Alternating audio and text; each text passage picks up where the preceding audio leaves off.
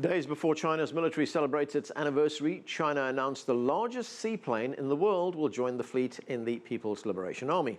The PLA has also recently unveiled the largest military aircraft in the world, the Y-20 plane, and continued construction on its first overseas supply port. CCTV's Tang joins us now to tell us more about that. And China is almost a year into its planned military reforms aimed at strengthening the PLA. How are those going so far? Well, indeed, it's been almost a year since China announced its first wave of military reforms in November last year. But not much detailed information about how everything goes has been released by the military, except a 5-year military development plan published in May, which indicates that China aims to complete the reforms by 2020. It is called the 13th 5-year military development plan, goes from 2016 to 2020, issued by the Central Military Commission. The document says by 2020, the People's Liberation Army, or PLA, will have finished mechanization of all forces and made important progress in incorporating information and computer technology. It says priorities include the strategic restructuring of different services, the development of weaponry logistics, IT facilities, combat training, and international military cooperation. And currently, China's participation in the Rim of the Pacific exercise this year has highlighted the priority of promoting international military cooperation. Anand.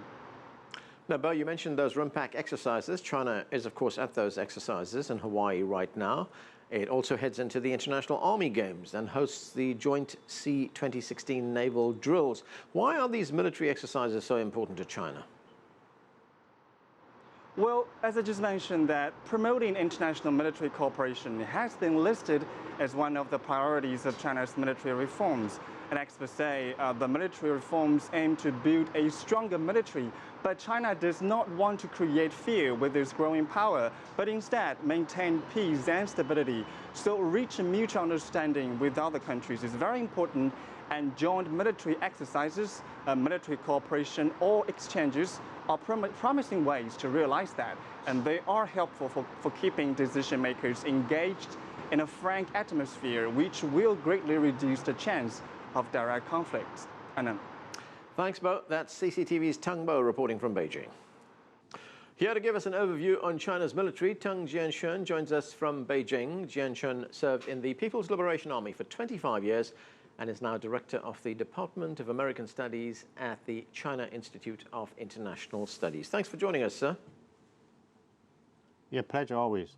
Now, the Chinese military will be celebrating its 89th anniversary on August 1st. When you look back at the past 89 years, what do you see as China's major military accomplishments? First, I should say the military actually was established by the Communist Party in China.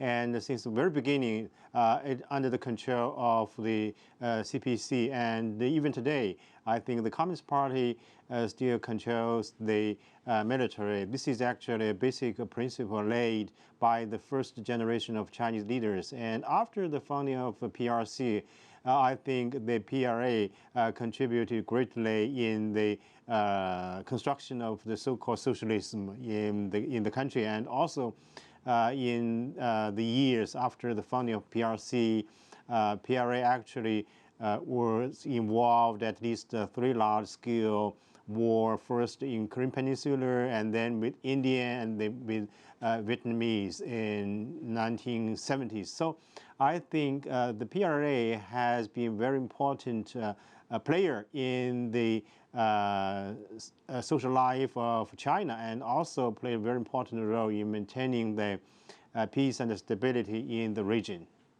Now, the Chinese army is a large army, it's a modern army, and it's developing all the time. What is the focus of the military right now? What are its priorities? If we look at the evolution of the PRA, I think we can divide it, the development of PRA, especially after its funding. First, during wartime, the PRA had no time to be a modernized armed forces in the world. And after the funding, of course, the PRA suffered some so-called patience in in the history of China, especially since the open up and reform in 1980s, and only started from mid 1990s. The PRA actually has been on a fast development track, and we have witnessed the great achievement. And the focus today, I think, at least are 2 points. The first is to have a more streamlined, military structure from the commanding post to the basic, fighting hold. So this is actually a very important part of this round of our military reform. And the second is the equipment, and we have witnessed the fast development of PRA's platform. For example, the fighting ships, new aircraft, and also the most advanced equipment served in the PRA, and also the training of the officers and the soldiers is another important part of the military construction in China. And we have witnessed the intensified military trainings in recent years, especially after President Xi Jinping took office as the chairman of the CMC. Now, you talk about the development of new aircraft as well as fighting ships. Let's look at one milestone, a recent milestone, when the military recently acquired its largest ever transport aircraft, the Y-20. It's been nicknamed the Chubby Girl because it's so large and it looks very big. And China has also invested in many naval vessels in recent years. We saw some of those vessels in action during those RIMPAC exercises in the Pacific. How will the country use those vessels? Does it enable China to extend its reach for humanitarian use around the world? Yeah, I think this is a very important step for the decision makers in China to go abroad, since our international interest has already been broadened in recent years to the outside world. Last year, our investment for the first time surpassed the investment in China. We invested abroad about $100 billion, and a lot of our Chinese pay the visits and also do their business nowadays every corner of the world. So this is a very important change for the decision maker to think about the protection of our national interest abroad. And the development of the military equipment, including you mentioned the aircraft, the fighting ships, actually is one part of the development. We are calling it a system of a system. This is actually a new momentum for the military development in the world. This is not one by one, fighting against each other. We haven't seen such fighting in recent regional conflict in Iraq, in Libya, in Syria.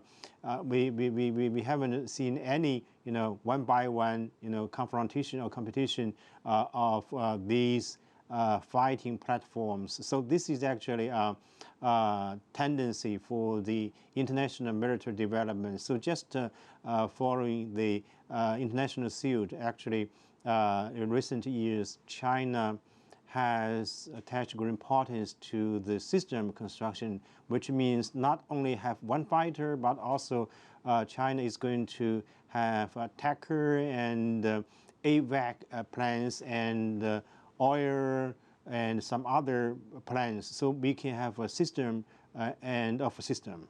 Right. There was one other big advance for the Chinese military, and that is that it will soon have its first supply port overseas in the East African country of Djibouti. Construction on that began earlier this year. How does China hope to use that port to support its military missions around the world? First, I should say this is not a military base. I don't think China would like to, construct military bases at the U.S. stars, and China only tries to find some logistic support. For example, since 2008, the PRA Navy sent their task forces to the area, including Aden Bay and the Mediterranean Sea. This is only at the requirement of the United Nations. This is actually a UN assignment for the PRA Navy to escort the commercial ships in that region, protect them from the piracy there. So I think the logistic base of facilities required by the PRA, by the Chinese government, actually is only to give the support for logistic, and also the the rest of the sailors and officers after they get off from the ships.